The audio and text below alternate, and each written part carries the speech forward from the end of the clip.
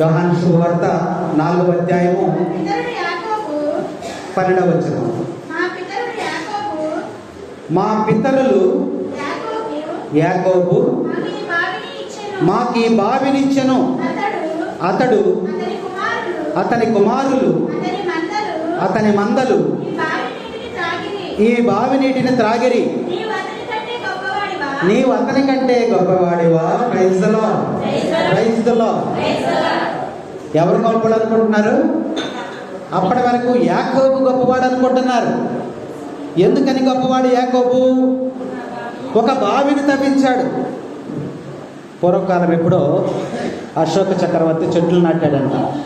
ఇప్పుడు కూడా మనం చెప్పుకుంటా ఉంటాం, అవునా? అలాగే ఆ కాలంలో యాకోబు ఏం చేశాడు? పెద్ద బావిని తవ్వించాడంట. ఇప్పుడంటే ఇళ్లలోకి వచ్చేతను నీళ్ళు, అవునా? ఆ రోజు బావి దగ్గరికి వెళ్ళి నీళ్లు తోడుకుని వచ్చేవాడు. పెద్దవాడు అందరూ కూడా బావి దగ్గర తోడుకున్నవాడే. కాబట్టి ఒక బావిని తవ్వించాడు. మేము మా పితరులము అందరం కూడా ఆ బావిలో నీళ్ళే మేము త్రాగాం. మా పశుపక్షాదులు కూడా, మా ఒంటెలు, మా పశువులన్నీ కూడా ఆ బావిలో నీటినే మేము త్రాగాం. అంత గొప్ప మేలు చేశాడు ఆయన. మా దప్పిక తీర్చాడు, మా దాహం తీర్చాడు, ప్రజలకు అవసరాలను తీర్చాడు. నువ్వు అతనికంటే గొప్పవాడివా అని ఇక్కడ యోహాను సువార్తలో మనం చూస్తూ ఉన్నాం. యాకోబు కంటే గొప్పవాడు నీ దేవుడు. ఎందుకనంటే సమరయ స్త్రీని మనం జ్ఞాపకం చేసుకోవాలి. సమరయ స్త్రీ యాకోబు బావి దగ్గర, అదేగా యాకోబు బావే కదా, ఆ బావి దగ్గరికి ఎవరు వచ్చారు? సమరయ స్త్రీ వచ్చింది. సమరయ స్త్రీ వచ్చినప్పుడు ఏమడిగింది? సమరయ స్త్రీ అక్కడికి వచ్చిందని ప్రభువుకి ఎట్లా తెలుసు? సమరయ స్త్రీ పాపములో జీవిస్తుందని ఆయనకి ఎలా తెలుసు? సమస్తమైనటువంటి హృదయ రహస్యాలను ఎరిగినటువంటి వాడు. ఆ స్త్రీ పాపములో జీవిస్తూ ఉంది, చీకటిలో జీవిస్తూ ఉంది. కాబట్టి ఆమెను పరివర్తన చేయటానికి యేసయ్య అక్కడికి వచ్చింది. ఆ స్త్రీ నీళ్ళకి అక్కడికి వచ్చింది. ఏ సమయంలో వచ్చింది? మధ్యాహ్నం. మీరు నీళ్ళకి వెళ్తారా? నీళ్ళకి మీరు ఎప్పుడు వెళ్తారు? బావి దగ్గరికి పొద్దుటే వెళ్తారు, లేదా సాయంత్రం వెళ్తారు. బైబిల్ గ్రంథంలో రాసి ఉంది, మండు టెండలు మిట్ట మిట్ట మధ్యాహ్నము వేళ. అందులో సమరయాలో బాగా ఎండలేస్తాయి. మిట్ట మిట్ట మధ్యాహ్నం ఎందుకు వెళ్ళింది నీళ్ళకి? ఉదయం వెళ్ళొచ్చు, సాయంత్రం వెళ్ళొచ్చు కదా. ఆమెకున్నటువంటి భయం ఏంటంటే, ఆమెకున్నటువంటి అవమానం ఏంటంటే, ఆమెకున్నటువంటి బాధ ఏంటంటే, నేను పాపిని కదా, నేను పాపములో జీవిస్తున్నాను కదా, చూసినటువంటి వాళ్ళందరూ నన్ను హేళన చేస్తారు. మిట్ట మిట్ట మధ్యాహ్నం అయితే బావి దగ్గరికి ఎవరికి ఎండలో రారు, కాబట్టి నేను ఒక్కదాన్ని వెళ్ళి నీళ్లు తోడుకుని వచ్చేద్దామనేటువంటి ఆలోచన అయి ఉండవచ్చు. ఆ సమయాన్ని ప్రభువు తెలుసుకున్నాడు. తెలుసుకుని అదే సమయంలో బావి దగ్గరికి వచ్చాడు. వచ్చి అక్కడ కూర్చున్నాడు. తెలియనటువంటి స్త్రీ, ఈయనెప్పుడు ఆమె చూడలా, ఆమెనెప్పుడు ఈయన చూడలా. మరి వెళ్ళి, అమ్మా ఈ నీళ్లు తాగు, ఆ నీళ్లు తాగుతావేంటి, ఈ నీళ్లు తాగు, మంచి నేను ఇస్తానంటే తాగుద్దా? తాగు. ముందు యేసుప్రభు ఏం చేస్తాడంటే పరిచయం చేసుకోవాలి. ఆమె మాట్లాడాలంటే పరిచయం చేసుకోవాలి. కొత్త వ్యక్తితో మనం గౌకని వెళ్ళి మన విషయాలన్నీ చెప్పేస్తామా? చెప్పం. పరిచయం చేసుకుంటాం. ఎక్కడి నుంచి వచ్చారమ్మా, నీ పేరేంటి అని 4 మాటలు మాట్లాడితే, నీ మాటలు తనకి నచ్చితే ఆమె మాట కలుపుద్ది. నీ మాటలు తనకు నచ్చకపోతే నీతో కూడా మాట్లాడాడు. అదే విధముగా యేసుప్రభు ఆ స్త్రీతో మాట్లాడాడు. అమ్మా నాకు కొంచెం త్రాగడానికి నీళ్ళు ఇవ్వండి. అప్పుడేమంది? నువ్వేమో తెలుగుదేశం పార్టీ, నేనేమో వైఎస్ఆర్. నేను మీకు మాకు పడదు కదా, నేను ఎలా ఇస్తాను నీళ్ళు అన్నాను. మేమేమో సమరయులము, మీరేమో యూదులు. మీరంటే మాకు పడదు, మేమంటే మీకు పడదు. కాబట్టి నీళ్లు నేను ఎలా పోస్తాను? నువ్వు అడిగినంత మాత్రం నీళ్లు పోస్తానా అని యేసు ప్రభువుని ఆమె. అప్పుడు యేసు ప్రభు ఏమన్నాడు?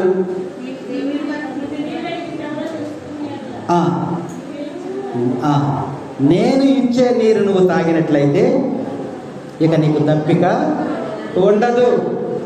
ఇదేంటి? నీళ్ళు ఇప్పుడు మధ్యాహ్నం ఇప్పుడు తాగేమనుకోండి, 1 గంటకి మళ్ళీ నీళ్ళు అవుతాయి కదా. ఈయనేంటి, ఒకసారి నీళ్లు తాగితే మళ్ళా దప్పికైంది అంటాడేంటి? అయ్యా, ఇది యాకోబు త్రవ్వినటువంటి బావి, ఇందులో నీరు తాగి మేమందరం కూడా బ్రతుకుతూ ఉన్నాం, జీవిస్తూ ఉన్నాం. నువ్వేంటి దప్పిక లేని నీరు ఇస్తానంటున్నావు అని చెప్పి ప్రభువు అక్కడ మాట్లాడుతూ ఉన్నాడు. అప్పుడు ప్రభు అన్నాడు, నువ్వు యాకోబు కంటే గొప్పవాడివా అని ప్రశ్నించాడు. నువ్వు యాకోబు కంటే గొప్పవాడు, అతనే గొప్పవాడు. ఇక్కడ ఈ నీళ్ళు అన్నీ కూడా మాకు ఇచ్చాడు, గొప్పవాడు, అతని కంటే గొప్పవాడివా? అప్పుడు ఆయన ఏమంటున్నాడు, నేను ఇచ్చే నీరు జీవజలము. నేను ఇచ్చేటువంటి జలం ఏంటిది? జీవజలము. నేను ఇచ్చే నీరు త్రాగినటువంటి వాడు మరలా ఎన్నటికీ కూడా దప్పిక కొనడు అని చెప్పినప్పుడు ఆమెకు ఆశ పుట్టింది. ప్రభు మాటల ఎడల ఆమె ఆశ పుట్టింది. ఈ మధ్యాహ్నం పూట వచ్చి రోజు ఈ ఎండలో నీళ్ళు ఎవరు మోసుకెళ్తాడు? ఆయన ఇచ్చే నీళ్ళు తీసుకెళ్ళిపోతే ఇక నీళ్ళకి రానవసరమో, ఎండలో ఎవడొస్తాడంటే అని ఆలోచనకి వచ్చేసింది. యాకోబు కేవలము బావి మాత్రమే త్రవించాడు, మనం జ్ఞాపకం చేసుకోవాలి. అయితే యేసుక్రీస్తు ప్రభు పాపక్షమాపణ, రక్షణమైనటువంటి ఆనందము, దైవికమైనటువంటి సమాధానం, ఆత్మ సంబంధమైనటువంటి సంతోషము, నిత్య జీవాన్ని, పరలోక వాక్యాన్ని యేసయ్య ఆమెకు ప్రకటిస్తూ ఉన్నాడు. ఆ బావి నీరు శరీరానికి మాత్రమే ఉపయోగపడింది. యాకోబు ఇచ్చినటువంటి నీరు శరీరము దప్పిక తీరడానికి మాత్రమే ఉపయోగపడింది. కానీ యేసయ్య ఇచ్చినటువంటి నీరు, ఆ జీవజలము దేనికి ఉపయోగపడింది? ప్రాణము ప్లస్ ఆత్మని కూడా రక్షిస్తుందని యొక్క లేఖనం మనకి తెలియజేస్తాము. కాబట్టి యాకోబు కంటే యేసయ్య గొప్పవాడు. యాకోబు బావి కొన్ని రోజులకు ఎండిపోతుంది.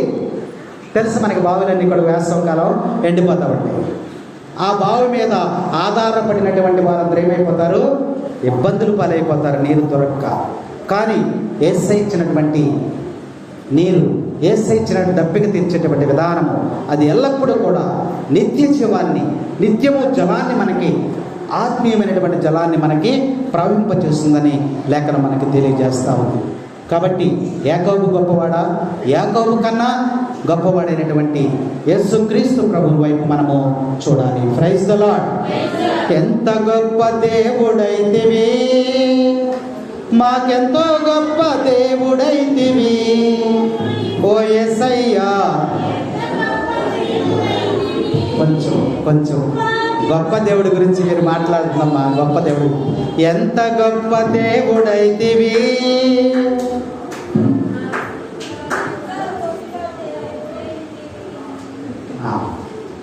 నోరు తెరవట్టుకోవచ్చు.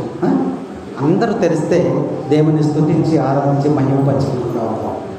అవి పెద్ద పదాలేం కాదు, ఇంగ్లీష్ పదాలు కూడా ఏం కాదు. అవి ఎంత గొప్ప నీ దేవుడు గొప్పడు, నా దేవుడు గొప్పడని నువ్వు చెప్పలేవా?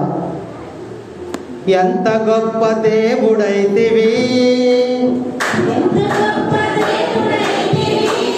మాకెంతో గొప్ప దేవుడైతివి ఓ యేసయ్యా. ఎంత గొప్ప దేవుడైతివి, ఎంత గొప్ప దేవుడైతివి, మాకెంతో గొప్ప దేవుడైతివి ఓ యేసయ్యా. ఎంత గొప్ప దేవుడైతివి.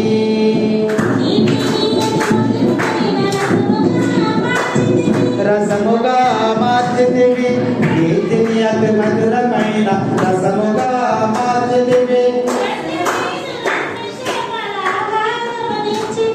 ఆహారమునిచ్చితివి. చివర పలకండి మీరు, భజన గీతమేది. నేను మొదట చెప్తాను, మీరు చివర పలకండి. అందరూ చివర పలకండి. ఫస్ట్ మీకు అవసరం లేదు, రెండోది మీరు పాడాలి. నీటిని అతి మధురమైన రసముగా మార్చితివి. రసం బాగానే చెప్పారు, అందరూ బాగానే చెప్పారు. నీటిని అతి మధురమైన రసముగా మార్చితివి, రొట్టెలైదు రెండు చేపల ఆహారమునిచ్చితివి. ఎంత గొప్ప దేవుడైతివి, మాకెంతో గొప్ప దేవుడు